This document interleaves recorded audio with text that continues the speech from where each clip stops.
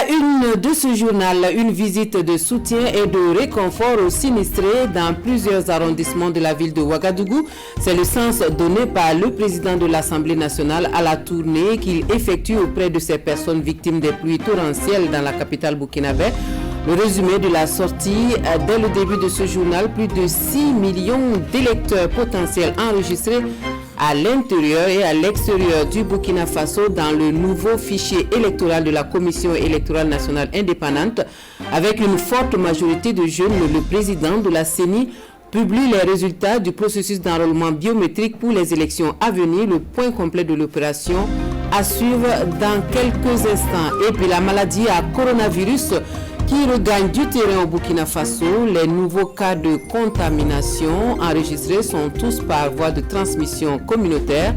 Le dernier point est fait aujourd'hui et nous aurons plus de détails dans ce journal. Bonsoir à tous, merci de nous suivre. Pour ouvrir ce journal, cette information, le président du Faso participe aujourd'hui à Accra, au Ghana, au sommet extraordinaire de la CEDEAO. Les chefs d'État et de gouvernement de l'organisation sous-régionale se penchent sur la crise politique au Mali et surtout pour le retour rapide à l'ordre constitutionnel. Il s'agit essentiellement pour les chefs d'État de faire le point de l'évolution de la situation politique dans ce pays. Après la cérémonie d'ouverture, les travaux se tiennent à huis clos sous la présidence du président ghanéen. Notre envoyé spécial nous fera le point complet des conclusions de ce sommet extraordinaire dans nos prochaines éditions. L'actualité nationale à présent avec cette session du comité d'orientation du programme d'urgence du Sahel, donc une session qui note une contre-performance dans l'exécution du PUS pour ce premier semestre de l'année 2020, des contre-performances à mettre au compte de la crise sécuritaire et sanitaire liée au coronavirus selon le comité qui se félicite malgré tout de la continuité des investissements sur le terrain. Bernard Kombelem Oumou Sissé. Malgré le contexte difficile dû à l'insécurité dans les zones d'intervention du programme d'urgence pour le Sahel, le Conseil d'orientation stratégique du dit programme a de quoi se féliciter. Les acteurs, qu'ils soient centraux ou locaux, ont continué la réalisation des investissements. À la date du 30 juin 2020, le taux d'exécution est de 28,2%. Un taux qui contraste avec celui de 2019 qui était de 35%. Cela est dû à la situation dans laquelle le programme a continué à se dérouler, un contexte assez difficile qui a été doublé donc par la Covid-19 qui a entraîné donc un ralentissement au niveau donc de l'exécution des activités, que ce soit au niveau donc de l'administration centrale ou au niveau des collectivités. Donc c'est ce qui a amené cette légère contre-performance. Pour le taux de réalisation financière, nous en sommes donc à 20,2% aussi, qui aussi contraste avec celui de l'année passée qui était à 28%. Et pour améliorer le déroulement des travaux sur le terrain, le Conseil d'orientation stratégique du PUS réaménage son programme de travail 2020. Objectif, l'adapter aux nouvelles activités des départements ministériels et aussi à la loi de finances rectificative.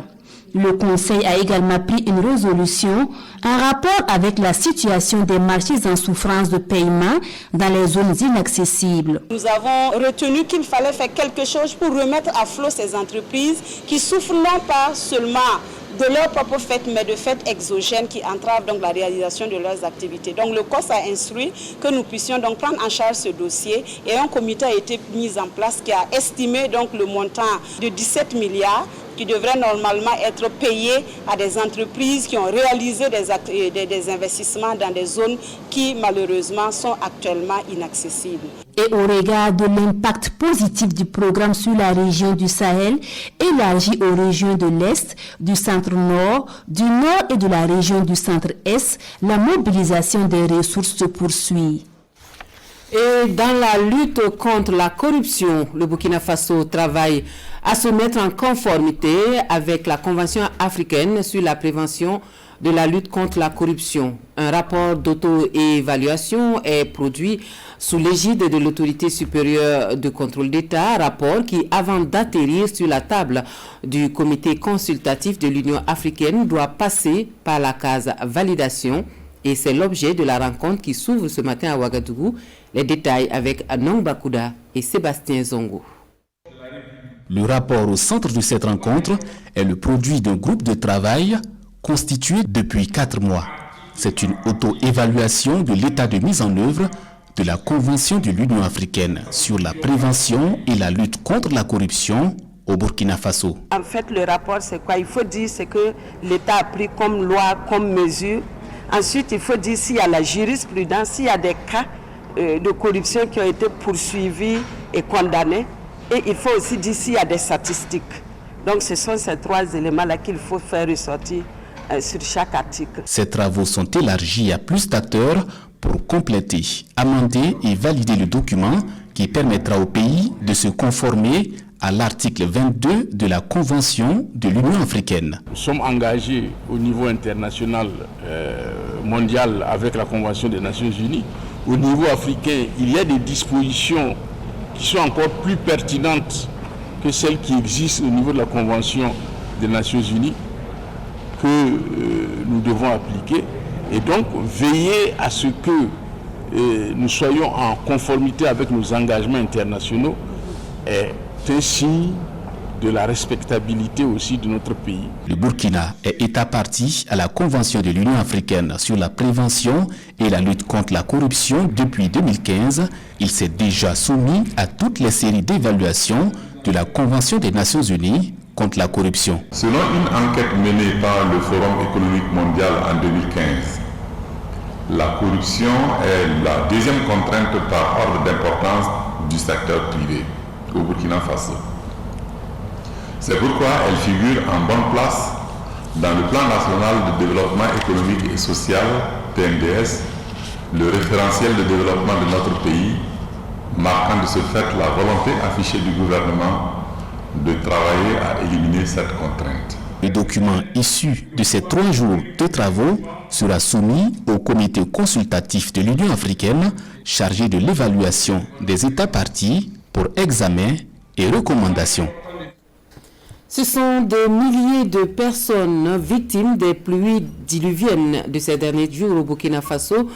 Les sinistrés de Ouagadougou, dans leur désarroi, reçoivent la visite du président de l'Assemblée nationale. Alassane Bala Sakandé apporte réconfort et soutien au nom de la solidarité de la représentation nationale. La tournée se passe dans 3 arrondissements de la capitale burkinabé. Nous confient Nong Bakouda et Sekou Zongo. La représentation nationale au chevet des sinistrés des arrondissements 4, 8 et 9 de Ouagadougou. Les dégâts humains et matériels provoqués par les pluies diluviennes depuis le 31 août sont énormes. Environ 6000 sinistrés selon les chiffres du Conseil national de secours d'urgence et de réhabilitation CONASUR. Et il était ainsi de bon ton pour les élus nationaux de leur apporter assistance et réconfort.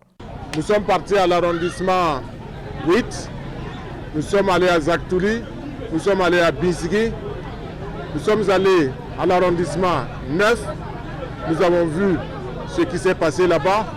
Nous sommes à l'arrondissement 4, nous avons vu le désastre qu'il y a eu. Et pour nous, c'est notre façon à nous d'apporter notre soutien aux populations. Relogés dans des écoles, chez des voisins et d'autres toujours à la recherche d'un abri, ce sont des populations qui implorent la solidarité agissante de chaque Burkinabé. Ici, nous sommes nombreux à être sinistrés. Dieu merci, il n'y a pas eu de perte en vie humaine, si ce ne sont que ces dégâts matériels. Actuellement, mes enfants dorment, c'est les voisins. Donc, je ne suis pas la seule. Voilà, donc en tout cas avec la rentrée, bon, il y a trop. C'est une souffrance totale. Une souffrance qui se voit amoindrie avec cette visite du président de l'Assemblée nationale. Il annonce un soutien de son institution à ces personnes en détresse. À l'Assemblée, nous avons regardé et nous avons pris la décision de mettre à la disposition de la commune de Ouagadougou 150 tonnes de vivres afin de parer au plus pressé. Parer au plus pressant. Et pour Alassane Balassa Kandé, cette action de la représentation nationale vient ainsi en appui aux efforts du gouvernement dans la prise en charge des personnes victimes de ces catastrophes naturelles.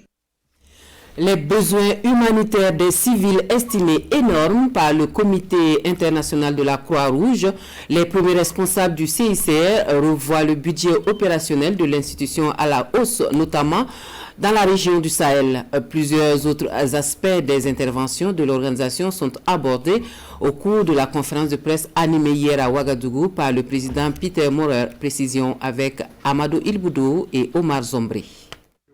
Plus d'1 million de déplacés internes, 294 centres de santé et 2512 écoles fermées, c'est le nouveau bilan dressé par le Comité international de la Croix-Rouge, CICR, entre le 1er janvier et le 31 juillet 2020 au Burkina Faso.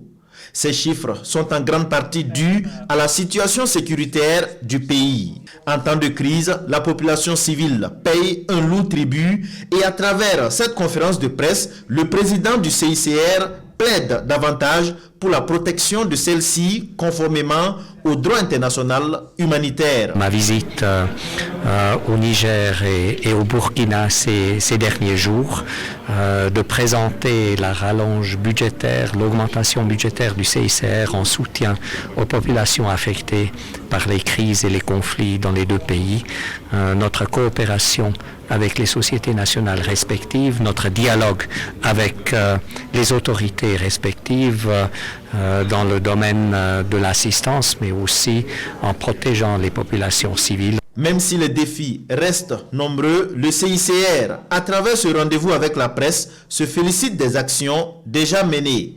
Au vu de besoins exponentiellement croissants et de nos possibilités, il restera toujours un écart entre besoins et notre capacité de réponse. Le président du CICR, Peter Maurer, se dit prêt à accompagner le gouvernement et il annonce de ce fait un budget additionnel de 9 milliards de francs CFA pour soutenir les populations affectées par la crise sécuritaire.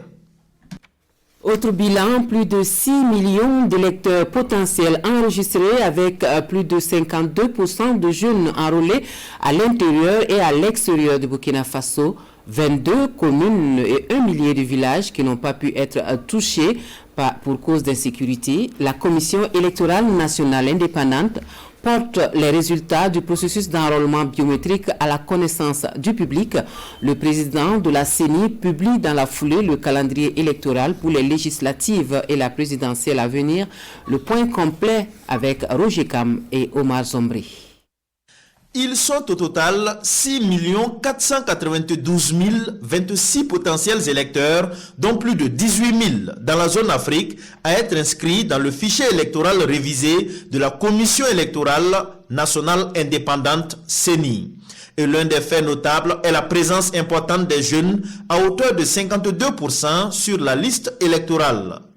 Et c'est ce fichier qui est présenté ici aux responsables des partis politiques, aux indépendants, aux groupements de partis et membres des organisations de la société civile.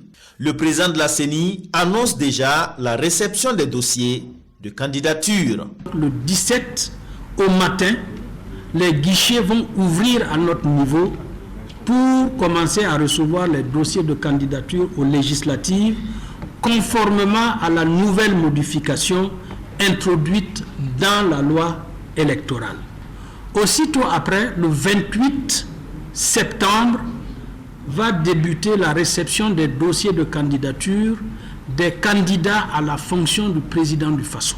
22 communes et plus de 1000 villages n'ont pas été enrôlés à cause de la situation sécuritaire.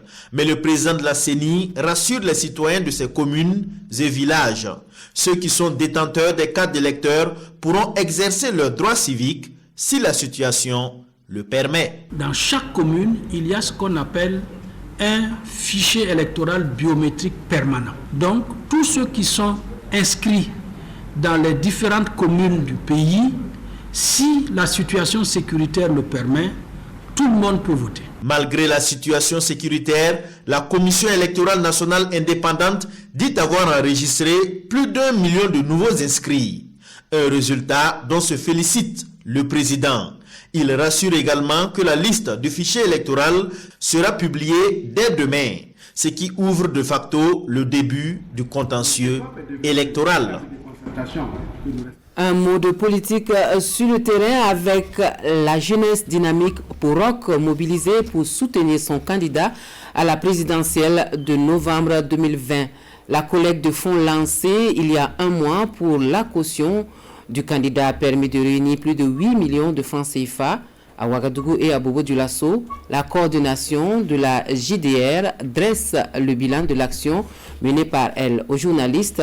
Ce matin à Ouagadougou, Urbain Benito Somé, ici à Kanana pour le compte rendu. 8 145 500 francs CFA, c'est la somme mobilisée par la jeunesse dynamique pour Rock 2020 pour soutenir les champions à la présidentielle de novembre prochain. Une somme mobilisée grâce à l'engagement, la volonté et la détermination des membres du mouvement. Après un mois de collecte de fonds dans les villes de Ouagadougou et de Bobo-Dioulasso, le mouvement fait le point. Ouagadougou, nous avons récolté 6 824 650 francs. Bobo-Dioulasso, 1 321 050. Nous allons remercier tous ceux qui n'ont ménagé aucun effort à nous accompagner pour que nous puissions atteindre ce montant modeste que les jours à venir nous remettrons au président du Faso lui-même. L'objectif de ce mouvement n'était pas de... En réalité, ce n'est pas l'argent qu'on cherchait. Nous avons voulu juste montrer par ce mouvement la volonté des jeunes à ce que le président Roch-Marc Christian soit réélu président du Faso. Selon les conférenciers, cette somme est une contribution militante pour le paiement de la caution de leur candidat. Et cette mobilisation financière n'est qu'une première étape de leur engagement. JDR s'est organisé en réseau avec des représentations dans toutes les provinces du Burkina afin de mobiliser les jeunes. D'ores et déjà, les différentes sections se sont mises à l'œuvre avec cette collecte et n'attendent que le coup d'envoi des campagnes pour y plonger corps entier. La jeunesse dynamique pour Rock 2020 est un mouvement né de la volonté des jeunes leaders partageant une vision commune, celle de la réélection de leurs champions au soir du 22 novembre prochain. Des journées portes ouvertes pour se rapprocher davantage de son public, l'Office national d'identification lance cette opération de séduction en prélude à la commémoration de la journée internationale de l'identité prévue pour se tenir le 17 septembre prochain. Les responsables de l'ONI dévoilent à l'occasion leurs ambitions dans le sens de l'amélioration du service public. Issa Kafando, Omar Zombri. Après 16 années d'existence, l'Office national d'identification, ONI, se dévoile pour la première fois au public burkinabé. Avec l'organisation de ses premières journées portes ouvertes, l'Office veut davantage se rapprocher de ses cibles. Et pour ce faire, la structure envisage de passer de 2 à 5 centres de production à travers tout le pays. Nous allons nous déporter de 18 à 15 heures à Fadangourma pour ouvrir le 3e centre de production secondaire des cartes nationales d'identité. Après Fada, il est également prévu l'ouverture des centres de production de Kaya, de Wayuya, de Didougou et de Gawa pour rapprocher davantage la production des citoyens. De la scarification ethnique aux premières cartes d'identité dactylographiées jusqu'au récent passeport biométrique, les invités ont eu droit à un exposé photo à l'appui sur l'historique de l'identification. Ils ont aussi visité les différents bureaux de production. Pour l'heure, le défi majeur de l'ONI reste le passage à la carte biométrique de la CEDEAO. La priorité, c'est d'abord balancer au niveau de la carte d'identité CEDEAO et travailler à faire en sorte qu'au niveau du service passeport, nous puissions avoir des endroits bien appropriés pour permettre aux gens de se faire enrôler plus facilement. Plusieurs activités, dont des crosses populaires, vont rythmer ces journées portes ouvertes de l'ONI qui se tiennent en prélude à la journée internationale de l'identité. Cette journée sera commémorée ce 17 septembre à Ouagadougou sous le thème « Bâtir une infrastructure d'identification au service du bien public ». Lutte contre la pandémie du Covid-19 au Burkina Faso. Les derniers chiffres de cas de contamination de la maladie à coronavirus confirmés enregistrés au Burkina sonnent comme un rappel. La pandémie regagne du terrain. La transmission communautaire semble le mode de contamination. Actuellement, nous suivons le tout dernier point fait à la presse ce matin par les responsables du Centre des opérations de réponse d'urgence sanitaire avec Bernard Kombelem et Maïmouna Traoré. 16 nouveaux cas de coronavirus confirmés au Burkina Faso ce 15 septembre 2020, tous de transmission communautaire, ce qui porte le nombre total de contaminés à 1733 depuis l'apparition de la maladie au Burkina Faso, dont 536 cas actifs. Ces chiffres sont communiqués par le Centre des opérations de réponse et d'urgence sanitaire Chorus. 9 des 13 régions du Burkina sont concernées et Bobo-Dioulasso porte le plus grand nombre de contaminations, surtout avec la situation des 189 élèves de l'École nationale d'administration et de magistrature, ENAM, testés positifs. À ce jour, la plupart des élèves qui avaient déserté ont été localisés et pris en charge, faute du coordonnateur du plan de riposte contre le coronavirus. Nous avons mis en place un dispositif au niveau du 35-35 lorsque bien sûr il y a eu des élèves qui sont sortis sans avis médical, de pouvoir appeler les 35-35 pour dire où ils sont. Et nous allons à la situation de ce matin. Hier, il y avait 65 élèves qui avaient appelé. Et ce matin, juste avant le point de presse, il y a 74 élèves donc, qui ont appelé et dont on a leur localisation et bien sûr leurs adresses précises. Les directions régionales de la santé vont les contacter pour donc évaluer le domicile et voir comment les accompagner, assurer le suivi donc à domicile. En termes de perspective par rapport à cette situation, c'est que tous les 74, ceux qui sont à la maison, ils seront suivis, leurs familles également seront considérées comme contacts et nous allons assurer donc le suivi de ces familles-là. Le Chorus appelle une fois de plus au respect des mesures barrières et à la collaboration de la population pour venir à bout de cette maladie. Oui, vous l'aurez compris, le virus s'est donc invité à la formation des énarques à SIA. Quelle est la situation qui prévaut en ce moment? Une rencontre extraordinaire du comité de gestion des épidémies des Hauts-Bassins se tient sur la question. Kassoum Milogo, Karim Sissi. 138 cas testés positifs au Covid-19 dans la région des Hauts-Bassins depuis le 10 août dernier. C'est l'information principale donnée au cours de cette réunion extraordinaire tenue par le comité de lutte contre le Covid-19. Des explications du comité, il ressort que cette hausse est due au foyer dit des appelés de l'ENAM. Des appelés au nombre de 757 en formation militaire à Bobo-Dioulasso. De ces cas testés positifs, 76 élèves au départ auraient pris la fuite et à la date du 15 septembre, 14 restent introuvables. La direction régionale de la santé dit œuvrer pour une prise en charge adéquate des autres élèves confinés. Elle fait face néanmoins à des difficultés dans cette prise en charge. La plus grosse demeure le problème de sites de mise en quarantaine adéquate. Les hôtels se montrent réticents à ouvrir leurs portes. Les risques de propagation du virus sont donc toujours grands, d'autant plus que des parents, amis, connaissances et même des marchands ambulants ont fréquenté le foyer des appelés de l'ENAM. Le comité régional appelle donc l'ensemble de la population au respect strict des mesures barrières et à utiliser les numéros verts pour tout type d'alerte. Et au chapitre éducation, le tout nouveau collège d'enseignement général de Bois, prêt à recevoir ses premiers élèves à la prochaine rentrée des classes. C'est donc sans une certaine fierté que le village de Naziboni, le village natal de Naziboni, l'un des premiers intellectuels du Burkina Faso, accueille l'infrastructure scolaire moderne qui va permettre aux enfants de poursuivre leur cursus scolaire sur place. Le ministre en charge de l'Éducation nationale visite et apprécie sur place le bâtiment en présence de Samson Bationo et Hélène Seboko.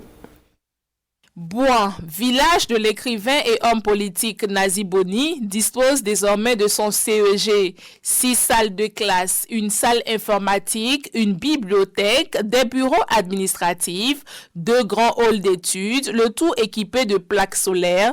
C'est un joyau né de la volonté des historiens de l'Association nationale des étudiants du Burkina que visite le ministre en charge de l'éducation nationale. Nazi Boni est un personnage important pour l'éducation. C'est le tout premier Burkinabé qui a construit un établissement secondaire privé dans notre pays, montrant ainsi la voie et marquant ainsi la volonté des populations à accompagner le système éducatif parce que l'État à lui seul ne peut pas tout faire. Et c'est ainsi qu'avec l'accompagnement et l'appui de la coopération allemande dans notre pays, nous avons réussi à réaliser ce CEG qui, de mon point de vue, est l'un des plus beaux CEG de notre pays.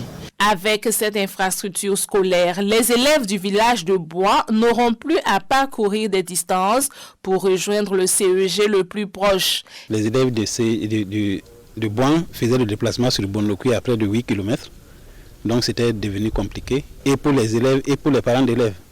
Donc ce joyau raccourcit la distance. Il ne reste plus que le personnel enseignant et le matériel pédagogique pour accueillir les 44 élèves déjà inscrits pour la prochaine rentrée scolaire. Nous restons dans la boucle du Moun où les chefs coutumiers disent non au mariage d'enfants. Un forum des garants de la tradition pour trouver solution à ce fléau qui compromet l'avenir des enfants. C'est une initiative de l'Union des religieux et coutumiers du Burkina Faso pour la promotion de la santé et du développement. Un reportage signé Samson Bationo, Aïcha Dianda. Les leaders coutumiers de la boucle du Mouhoun associent leur voix au combat contre les mariages précoces.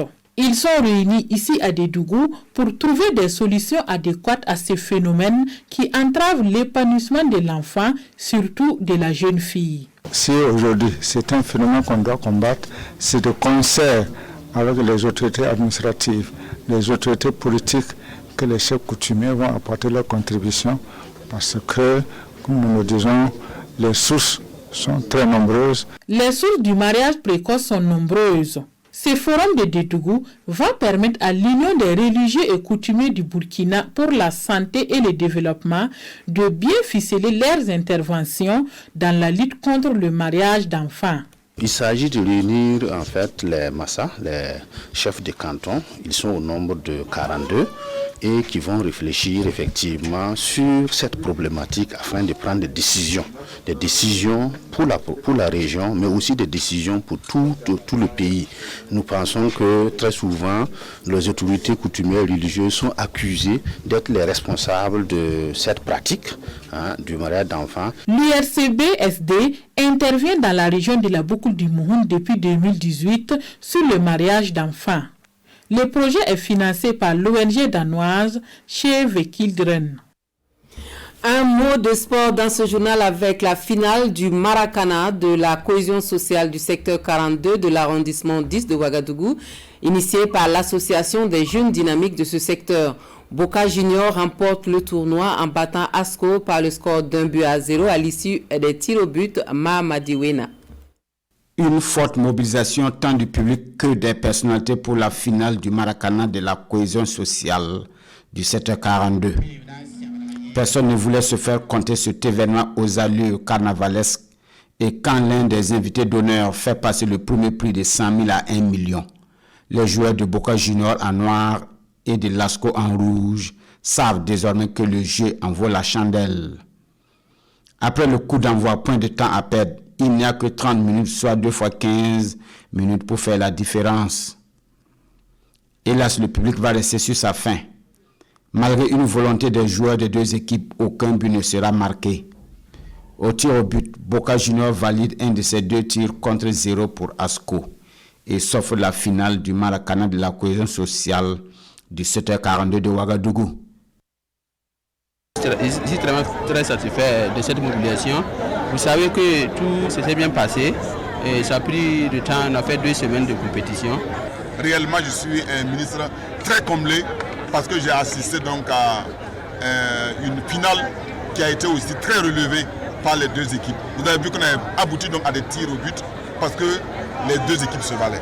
À la cérémonie de récompense, les 4 premières équipes ont été primées. 250 000 francs pour le 4e FC Samba. Le 3e Vital FC empoche 400 000. Le finaliste Asco Santi avec la somme de 500 000. La palme échoua dans l'escarcelle de Boca Junior qui s'agit le trophée et la somme d'1 million de francs. Des prix alléchants rendus possibles par l'un des invités d'honneur. Moi-même, j'étais un ancien footballeur. Ça fait qu'aujourd'hui, quand j'arrive à des finales pareilles, et on voit que le premier doit quand même s'en sortir avec un montant de 100 000 francs, ça vraiment, c'est pas du tout intéressant. Donc, j'ai toujours demandé de relever les prix pour permettre à la jeunesse d'aller de l'avant dans le football. Le football, c'est un métier. Donc, ça fait qu'aujourd'hui, moi, je suis très comblé. Ensuite de ces prix, Abdoul Ouedraogo a offert 5 millions aux associations de jeunes et de femmes du 7h42, de même que 10 tonnes de riz. 5 autres millions ont été mobilisés auprès des personnalités présentes à la finale. Et pour finir ce journal, nous allons en Côte d'Ivoire où la liste des présidentiables est désormais connue. Seulement 4 candidatures sont validées par le Conseil constitutionnel sur les 44 déposées. Le moins que l'on puisse dire, c'est que c'est une décision qui va faire beaucoup de mécontents. 44 dossiers de candidature sur la table du Conseil constitutionnel pour seulement 4 retenus. Parmi eux, celui de l'actuel président Alassane Ouattara. Le 31 octobre, il pourra donc briguer un 3e mandat consécutif. Pas de feu vert en revanche pour l'ancien Premier ministre Guillaume Soro, ni pour son prédécesseur Laurent Gbagbo. Considérant ainsi que le dossier de candidature de M. Gbagbo Laurent n'est pas conforme aux dispositions des articles 48, 50 et 51 du Code électoral et doit en conséquence être déclaré irrecevable. Le 6 août dernier, l'annonce de la candidature d'Alassane Ouattara a provoqué la colère d'une partie de la population. Des violences éclatent, notamment à Abidjan, 15 personnes sont tuées. Le chef de l'État assure lui qu'il a le droit de se représenter. Il s'appuie pour cela sur la réforme constitutionnelle de 2016, ce que les juges ont confirmé. Une candidature pourtant écartée dans un premier temps, mais sur laquelle Alassane Ouattara est revenu après le décès brutal cet été du candidat de son parti à la présidentielle. Autre candidat en lice, le président du PDCI, Henri Konan Bédié, Kouadio Konan Bertin, un ancien du parti, mais aussi Pascal Afine-Guessant du SPI. Actuellement en liberté conditionnelle en Belgique et toujours dans l'attente d'un éventuel procès en appel à la CPI pour crimes de guerre, l'ancien président Laurent Gbagbo ne pourra pas prendre sa revanche. Lui, qui en 2010 avait refusé de reconnaître sa défaite face à Alassane Ouattara, s'en était suivi des violences post-électorales inédites, bilan plus de 3000 morts. Fin des actualités dans cette édition. Merci de nous avoir suivis. L'actualité revient dans sa dernière version avec Amadou Marcelto. Très bonne soirée à tous.